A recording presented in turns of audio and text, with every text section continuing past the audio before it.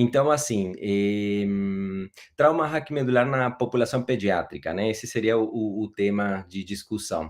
Então, assim, eu vou fazer basicamente uma análise, né, para discutir esse assunto, que de alguma maneira acaba pontuando os principais aspectos distintivos entre essa população, né? Que são esses dois estudos clássicos, né? O de Hadley e o de Pang e Polla, que é aquele do Seawater.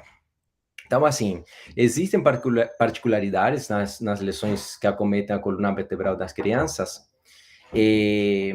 Bom, e se existem particularidades, quais são, por que acontecem e como deveriam ser tratadas? Essas seriam as perguntas que surgem, né, quando a gente analisa o ponto. Então, assim, eu acho que para começar a discutir essa situação, vale a pena pontuar, né, quais são as características eh, da anatomia, as particularidades da anatomia das crianças. Então, tem talvez 5 pontos que são de relevância. Em primeiro lugar, as características que têm a ver com as estruturas ligamentares e articulares, né? Então, os ligamentos das crianças, elas são mais elásticas, o que favorece, o que permite que exista maior mobilidade, mas que ao mesmo tempo acabam reduzindo a estabilidade dos diferentes segmentos, né? Outra particularidade é a questão das facetas. As facetas são mais horizontais, o que permite de alguma forma também essa mobilidade, mas permite também o escorregamento mais fácil, né? E isso seria um dos pontos principais que justificam essa tendência à subluxação, né? E outro ponto é a ausência dos processos uncinados que acabam perdendo essa fixação da movimentação lateral, né? Então, isso também favorece essa maior mobilidade. Outro ponto é a questão dos discos e do crescimento ósseo, né? Então, os discos intervertebrais, eles têm um maior conteúdo, maior teor de água, né? O que também favorece essa mobilidade. E a região, os pontos de crescimento vertebral, né? Eles são segmentos mais frágeis de alguma maneira, né? O que predispõe, né? Então, a fraturas nesses pontos, nessas placas de crescimento, né? O outro ponto, principalmente em crianças menores, né, é a proporção da cabeça em relação ao pescoço, né? Então, existe uma desproporção significativa, a cabeça acaba sendo mais pesada, vamos dizer assim, em relação à força que a parte cervical precisa, né? E esse contexto acaba deslocando um pouco o ponto de apoio, né, na hora de realizar alguns movimentos para esse segmento aí, desde a parte occipital, C1 e pontualmente C2 e C3. Essa situação também acaba explicando, né, por que as lesões em menores de 3 anos acabam sendo com maior frequência no segmento cervical e especialmente no cervical alto. Por outra parte, existem diferenças, né, com respeito aos adultos enquanto aos padrões de lesão, considerando a porcentagem, a prevalência, né? Então, assim, crianças pequenas, elas têm a tendência a ter menores fraturas ou ter com menor frequência, lesões ósseas, né? Mas sim tem uma maior tendência às subluxações, e como a gente está vendo também, né, as alterações que acometem a medula, né, então o déficit neurológico presente no paciente sem nenhum tipo de alterações nas imagens radiográficas e tomográficas, né, então sem essas alterações radiográficas. Isso também acaba sendo importante que nessas crianças, essas lesões muitas vezes são mais graves, têm um déficit neurológico mais significativo, né? Após um trauma de maior energia, justamente por essa mobilidade importante do segmento. E ao comparar com os adolescentes, né? já a partir dos 9 anos, essas características vão mudando, né? E vai sendo cada vez mais semelhante ao do adulto. Então, quando a gente fala de crianças ou adolescentes de 15 a 16 anos, já a tendência é para as clássicas fraturas do segmento toracolombar, enfim. E bom, estas alterações também vão, como a gente disse, né, vão mudando com a idade, né? Então, a partir dos 9 anos, as características vão se assemelhando mais às dos adultos, né? E, bom, essa transição biomecânica, né, de uma hipermobilidade que é protetora, mas que produz uma instabilidade, para uma rigidez estável, com lesões mais típicas da idade maior.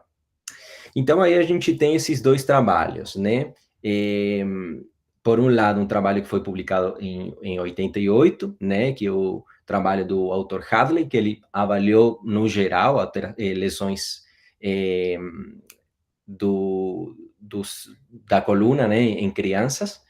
E o trabalho do Pang e Pollack, né, que avaliaram a síndrome de Siguora. Eu sempre falo, né, que Siguora não é um autor japonês, né, que descreveu essa síndrome, senão, como a gente vê aí, tem esses dois autores principais que foram quem descreveram. Bom, algumas características gerais, né? Então, assim, o objetivo do trabalho de Hadley foi caracterizar, em geral, os padrões de trauma raquimedular, né? Então, eles determinaram, em contexto de tipos de lesão, de nível acometido e do desfecho neurológico no comparativo com a idade, né? Eles analisaram uma população de 122 crianças e adolescentes, sendo que eles dividiram em 3 grupos etários, né, de 0 a 9 anos, de 10 a 14 e 15 a 16 anos. E foi basicamente feita uma revisão retrospectiva dos prontuários, né, e dos exames de imagem. A população que foi analisada ia desde o ano 72 até o ano 86, no Instituto Neurológico Belro.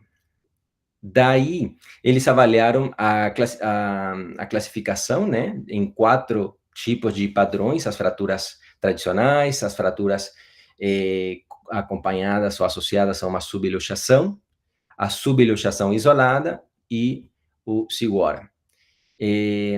Avaliaram através do Frankel o déficit neurológico e acompanharam e fizeram um segmento, né, de um tempo médio de 44 meses.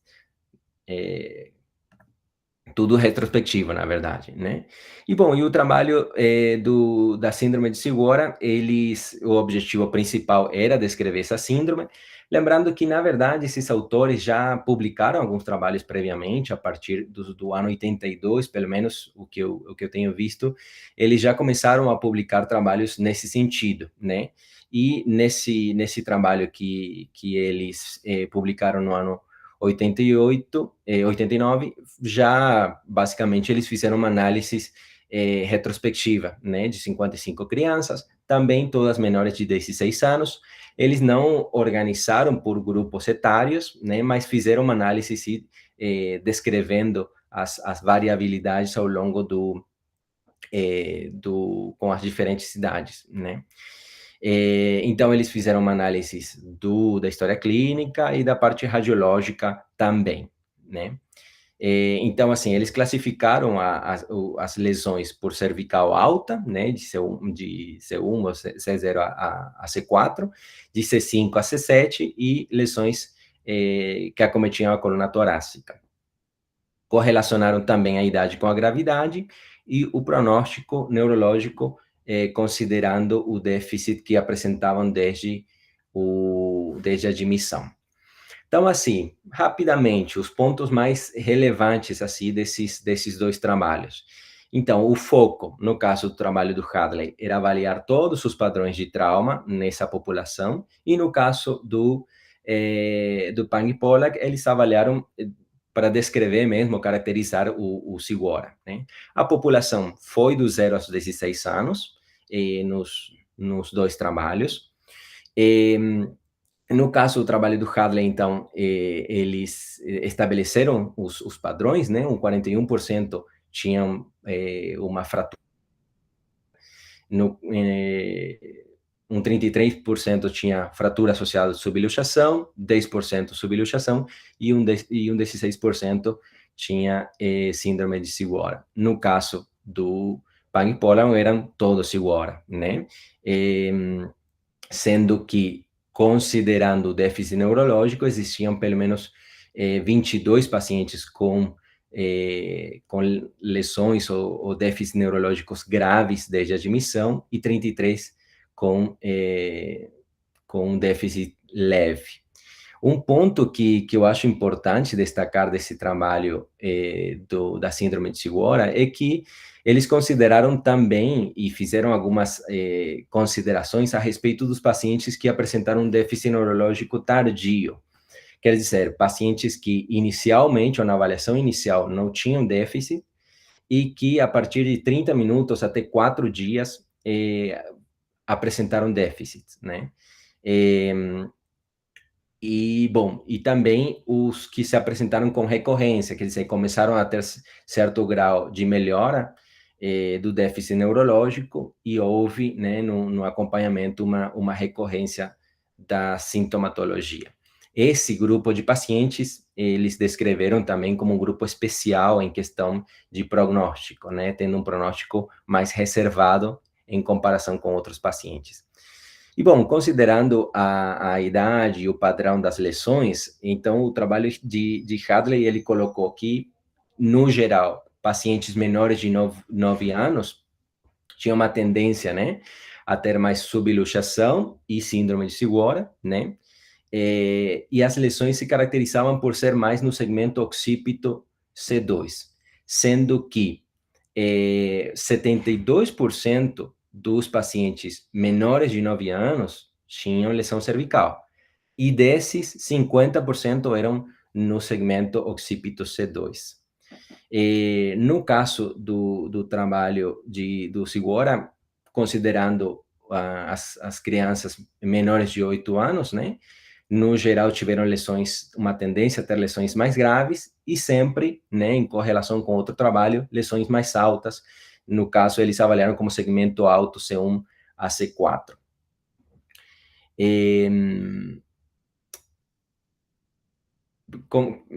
Só a modo de comentário, né, ao analisar os segmentos acometidos, 10% tinha, da população geral do trabalho do Siguora, né, 10% tinha acometimento cervical alto, 33% cervical baixo, e 12% tinham acometimento do segmento torácico.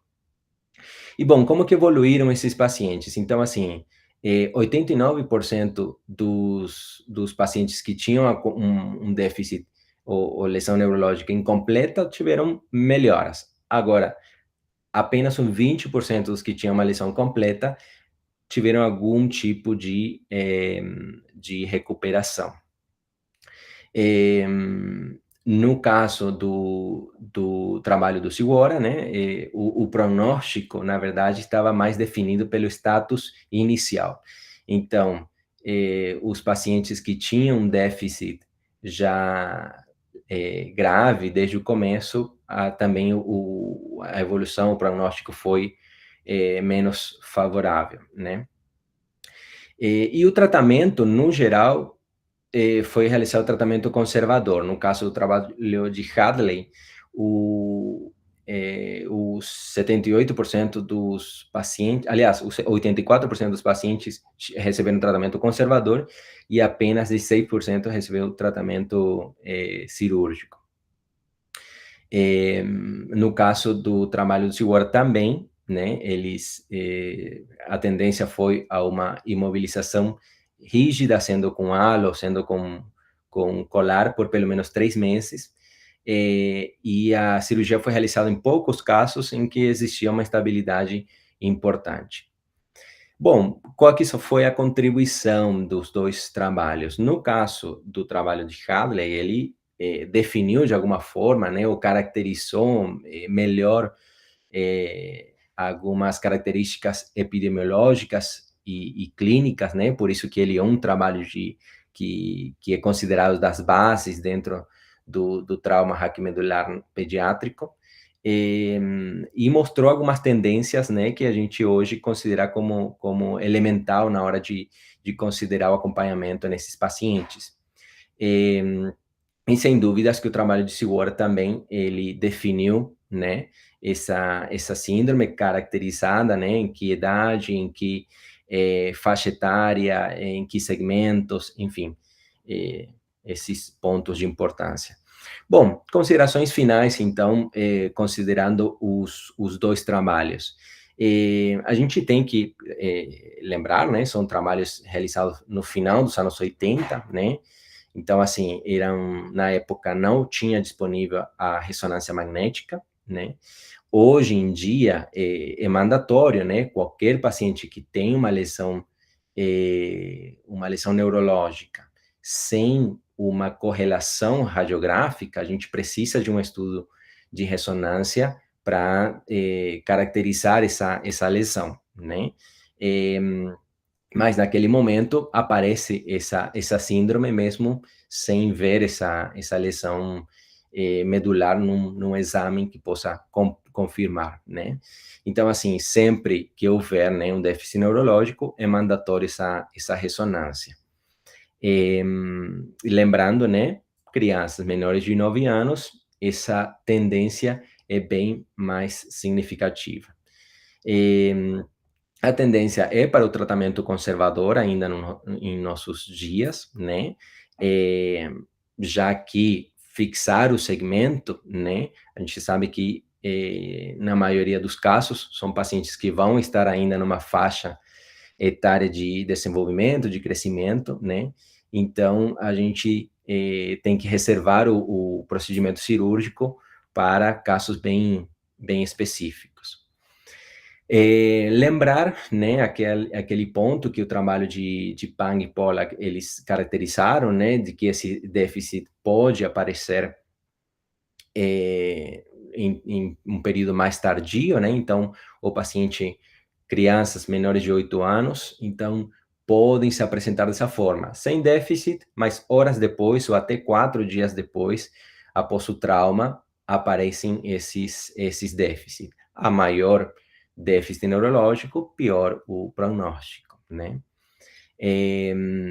Bom, pontuando, né, e lembrando sempre que essas características da coluna da criança, né, essa elasticidade ligamentar que o protege de alguma forma contra fraturas, também aumenta a lesão da medula, né, como a gente caracterizou. O prognóstico geralmente é mais favorável que em adultos, os dois trabalhos trazem esse ponto, né? Mostraram isso. Mas, assim, está fortemente dependente da idade, né? A maior idade se aproxima mais à prevalência ou à incidência da população adulta e ao déficit neurológico inicial, né? A pior déficit, pior pronóstico também. Então, assim, qualquer criança que tem um déficit neurológico após um trauma, né, deve ser considerada como um paciente portador de uma lesão medular até prova em contrário. Então, a gente tem que ir atrás dessa lesão. Seria isso. Legal, Berto. Acabou ficando uma revisão, porque semana passada acho que, né, houve um erro aí da escolha, mas você falou um pouquinho do trabalho do Hadley também, um grupo grande do Barrow, né, que é conhecido pelos aneurismas lá por conta do Spetzler, mas tem um time muito forte, né, na parte coluna, né, o Hadley, que descreveu aquela variante da fratura da base do odontoide, Hadley 2A, né, ele complementou a classificação de Anderson e Alonso, né, com aquela fratura comminuta, né, da base do odontoide. Né, teve o Curtis Dickman também, que contribuiu muito para a classificação também de ligamento transverso, né, o Zabrans, que tem um cirurgião de coluna, e, claro, o Volker Sontag. Né, então, é lembrar que a coluna realmente de criança é mais móvel, né? Eu vou te falar que na década de 80, boa parte das lesões que aconteceram, lesões de alta energia, estavam associadas a acidentes automobilísticos, né? E vou te falar que muito dessas lesões fizeram com que as pessoas estudassem e começassem a usar as cadeirinhas, né, de criança, né, com menos de 8 anos, né, principalmente um pouquinho mais jovens. E interessante que eles observam que quem é pai sabe, né, a criança ela tem que estar olhando para trás do carro, na cadeirinha, né, porque geralmente essas lesões que aconteciam em termos de Civora aconteciam com hiperflexão do tronco, né, ou na região cervical, na transição, como você falou bem falado, nas crianças mais jovens, cervical alta, né, ou na cervical, ou mesmo na coluna torácica. Então, se fazendo, né, a criança, né, numa posição olhando para trás, né, na maior parte dos traumas que acontece, né, não teria esse mecanismo de perflexão, né, a questão da inércia da cabeça que é grande da criança proporcionalmente ao corpo. Mas muito bom, acho que é isso aí mesmo, né, o papel da radiografia, mas a gente vê, né, uma era pré-ressonância, a gente falava que era uma lesão sem, lesão, digamos, óssea, né, você não conseguia ver fratura nem estese, mas provavelmente por conta da laxidão ligamentar, né, se fosse fazer uma ressonância, acho que um desses trabalhos ele coloca lá, né, Alberto, que, né, depois na frente ele fez algumas ressonâncias lá, e viu que boa parte dos Civora estavam associados ou hematomas ou contusões medulares, né? Houve uma revisão, acho que em 2004, que ele avaliou novamente. Uhum, que acho que é o mesmo grupo do Pollack, né? E aí ele fez, Ah, né, começaram a fazer ressonância. Mas acho que é muito bom, acho que é isso mesmo.